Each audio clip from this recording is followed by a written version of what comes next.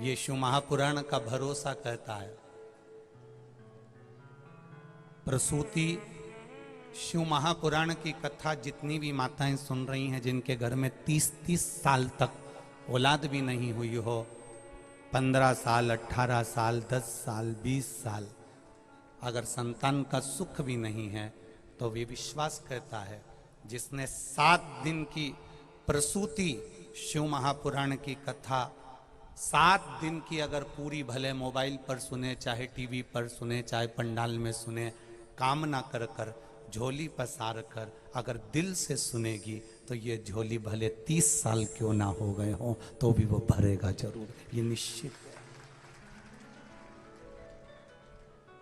दिल से सुनो। कौन क्या कह रहा है, कौन क्या बोल रहा है, व्यवस्था क्या है, व्यवस्था है कि नहीं है, कौन कहाँ बैठ रहा है, कौन क्या बोल रहा है, हमें उससे मतलब नहीं रखना है। 7 दिन की कथा हमें दिल से सुनना है, बाबा से प्रार्थना करना है कि मेरी झोली खुशियों से भरकर भेजना बाबा, खुशियों से।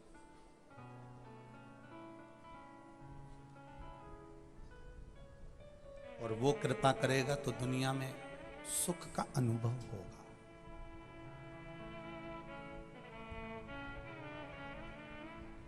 शत्रुपा जी ने तप करा था, साधना करी थी। शत्रुपा जी ने तप साधना करने के बाद में जो संतान को जन्म दिया है, वो संतान कोई साधारण नहीं, माता प्रसूति हुई है। और वो माता प्रसूति कोई साधारण सी नहीं थी, जिन्होंने 9 वर्ष की आयु में तप साधना करी है। 9 वर्ष की आयु में माता प्रसूति ने तप साधना करी। दक्ष प्रजापति, जिन्होंने भगवान ब्रह्मा जी के हृदय से प्रकट होने के बाद में, भगवान ब्रह्मा जी के हृदय से प्रकट होने के बाद में जिन्होंने सृष्टि की रचना का भार नहीं ग्रहण करा, पर ब्रह्मा जी ने उनको समझाया, तो दक्ष प्रजापति ने विचार करा कि मैं सृष्टि के क्रम को बढ़ाऊंगा। पहले किन्नर की सृष्टि थी, उस किन्नर की सृष्टि को समाप्त कर दिया जाए। किन्नर की सृष्टि के बाद में जो सृष्टि का निर्माण होगा, दक्ष प्रजापति कहते हैं मैं करूंगा। ब्रह्मा जी का कहना माना, दक्ष प्रजापति ने सृष्टि का निराकरण करने का, सृष्टि को आगे बढ़ाने का विचार कर लिया। सृष्टि को आगे जब बढ़ाया जा सकता है जब दक्ष प्रजापति का विवाह हो जाए। अब दक्ष प्रजापति विवाह करेंगे तो सृष्टि आगे बढ़ेगी, संतति आगे बढ़ेगी, वंश आगे बढ़ेगा।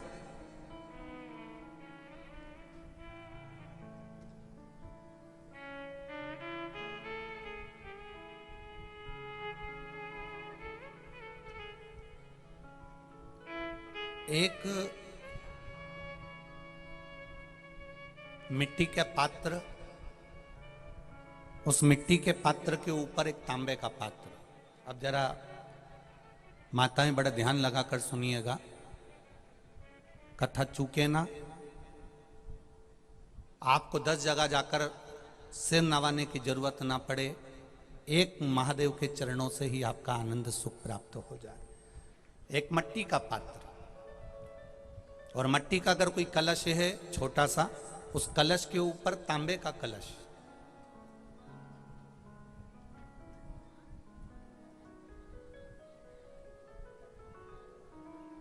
माता प्रसूति, दक्ष प्रजापति और माता वीरणी,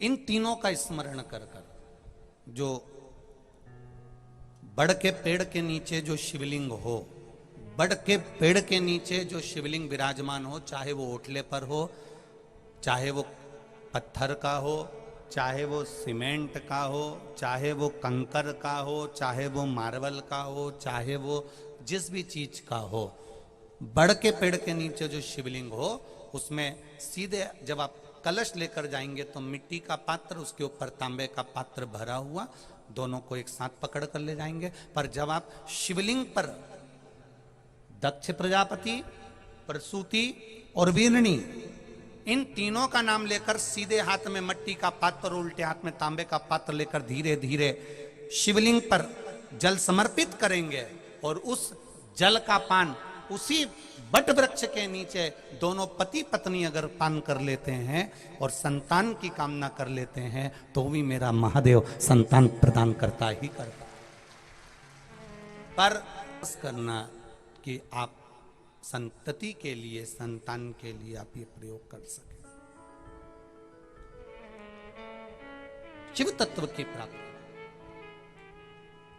आप डॉक्टर को दिखाओ, आप डॉक्टर की दवाई भी लो, आप डॉक्टर से जांचें भी कराओ, आप डॉक्टर ने जो आपको बताया वैसा आप करो, पर साथ में शिव भक्ति को भी अपने भीतर उतार कर शंकर से भी अपने दिल की बात कहकर चलो। शिव से भी खाली ना जाता कोई दर से तुम्हारे, मैं भी खड़ा हूं नन्ही बाहें पसारे। बाबा आपके चरणारविंद का रस तत्व हमें प्राप्त हो। 9 वर्ष की कन्या प्रसूति तब साधना में लीन है, 9 वर्ष की कन्या प्रसूति भगवान के भजन में लीन है। समय दक्ष प्रजापति का मंगल विवाह करना है। क्यों? संतति को आगे बढ़ाने के लिए, संतान को आगे बढ़ाने के लिए और इस पूरे ब्रह्मांड को एक संतति देने के लिए।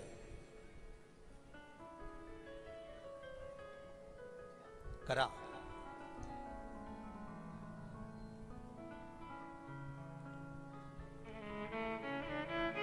दक्ष प्रजापति जब तप में लीन थे,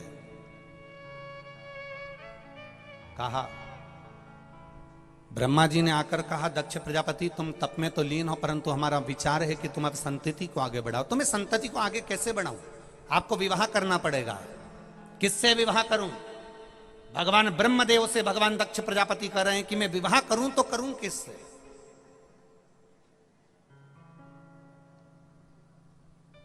कहा, प्रजापति वीरण की पुत्री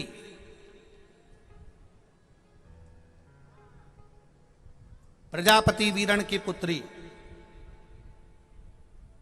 जिसका नाम आसिकनी है, उसको लोग वीरणी भी कहते हैं। प्रजापति वीरण की पुत्री जिसको लोग आसकनी कहते हैं, उसका नाम वीरणी भी है। अच्छा, कोई फिर अच्छे से सुन लो ध्यान से। कोई अगर आपसे कहे कि सियोर वाले महाराज ये कथा कहां से बाच रहे हैं, तो आप बता देना शिव महापुराण सती खंड अध्याय नंबर 13 और पेज नंबर 155, 156, 157, गीता प्रेस गोरखपुर की शिव महापुराण से यह चरित्र चल रहा है। ध्यान रखिएगा। अगर कोई आपसे कहे कि गुरुजी ये कथा कहां से बाच रहे हैं, ये वीरणी की कथा कहां से बाच रहे हैं, तो आप बता देना गीता प्रेस गोरखपुर की कथा शिव महापुराण सती खंड अध्याय number 13, 155 number page, 156 number page और 157 नंबर पेज पर से यह कथा को लिया जा रहा है। बहुत ध्यान से सुनो। दक्ष प्रजापति,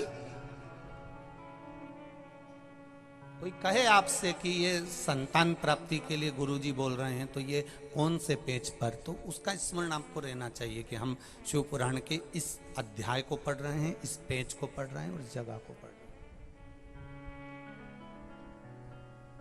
दक्ष प्रजापति, तुम्हें विवाह करना पड़ेगा। किससे?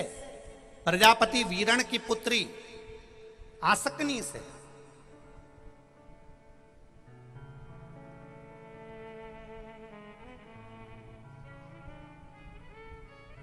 ये वही कन्या है आसकनी।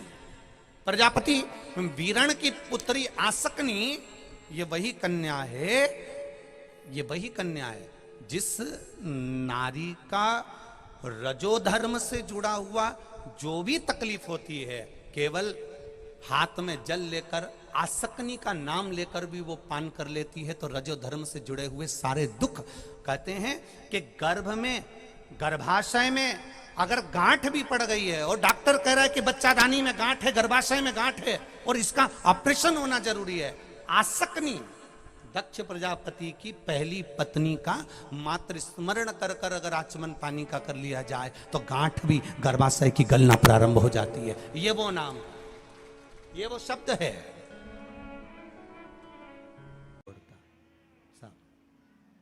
शिव महापुराण की कथा कहती है, आप अगर विश्वास रखे हो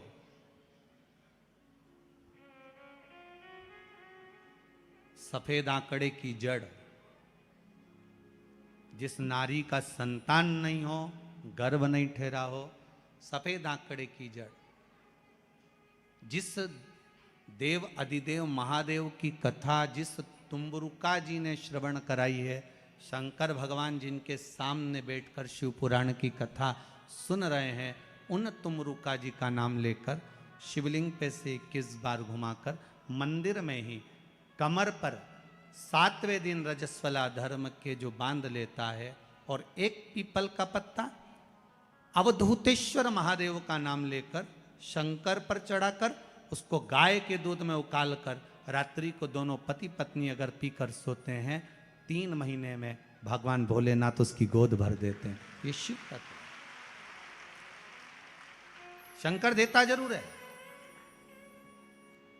माता अंजना के यहां स्वयं शिव महापुराण की कथा कहती है, स्वयं शास्त्र वर्णन करता है, माता अंजना माता के गर्भ से संतान नहीं हुई। 42 वर्ष की माता अंजना हो गई थी और 42 वर्ष की होने के बाद भी माता अंजना के गर्भ से संतान नहीं थी। जब संतान नहीं हुई तब बार बार निवेदन करा महाराज केसरी से, तब नहीं संतान हुई तब अपने पिता से जाकर निवेदन करा। पिताजी गौतम बाबा से निवेदन करती है माता अंजना कि मेरे गर्भ से संतान नहीं, मुझे औलाद नहीं, क्या करूं? तब गौतम बाबा ने कहा एक पार्थिव शिवलिंग का निर्माण करो, मिट्टी का शिवलिंग बनाओ, उसकी पूजन करो। और माता अंजना उस मिट्टी के शिवलिंग के पूजन में ऐसी लीन हो गई, ऐसी लीन हो गई कि मिट्टी का शिवलिंग का निर्माण करती, पूजन करती। एक बार देवाधिदेव महादेव ने कह दिया, जाओ पार्वती जरा जाकर पूछो कि अंजना को चाहिए क्या,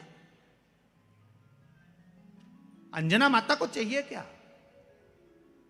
अच्छा, सारे देवताओं को सबसे ज्यादा टेंशन देवाधिदेव महादेव से रहता है, क्योंकि ये बिना सोचे बिना समझे किसको क्या दिया है कोई भरोसा ही नहीं होता।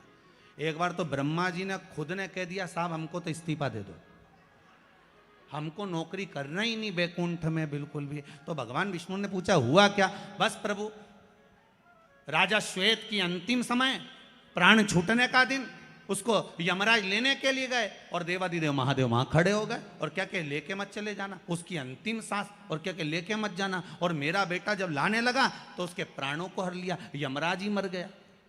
फिर मेरी पोती गई मृत्यु देवी, उससे कहा उठा ला राजा श्वेत को। वो राजा श्वेत को जैसी मृत्यु देवी ने फांस डाली, भगवान शंकर ने उसको भी मार दिया। अब बताओ, सूर्य नारायण भगवान बोले कि मेरा बेटा भी मर गया, मेरी पोती भी मर गई, अब बताओ क्या करें। तो भगवान ब्रह्मा जी ने शंकर जी से जाकर कहा, भोलेनाथ ये आपकी आदत बहुत गलत है, जब इसको मरना था तो आपने क्यों बचाया? शंकर जी बोले मेरे मंदिर में बैठा था, जगह तो देखो कि कहां बैठा है।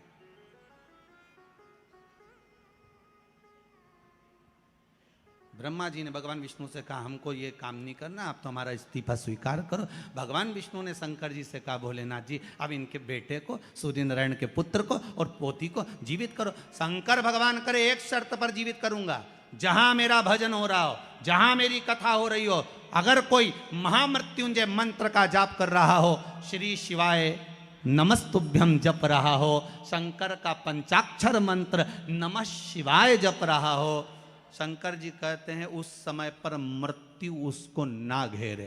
तो इतने में सूर्य नारायण भगवान कहते हैं शपथ लेता हूं, संकल्प लेता हूं, जहां आपका नाम होगा, अगर पृथ्वी पर कोई मरने का भी समय आ गया तो पहले आपसे पूछा जाएगा उठा ले, तुम बोलोगे तो बात दूसरी है। शंकर जी बोले हम बताएंगे तो उठाना, हम बोल दें अगर ये शंकर जी का नाम जप रही है और पड़ोसन नी जप रही है तो हम इशारा कर देंगे बाजू वाली को उठा लो। तुम टेंशन मत लेना, तुम तो शिव जपो। अब क्या सोचना, अब सोचो क्या। इसलिए शिव का धीमा बजाओ भोलानाथ डमरू।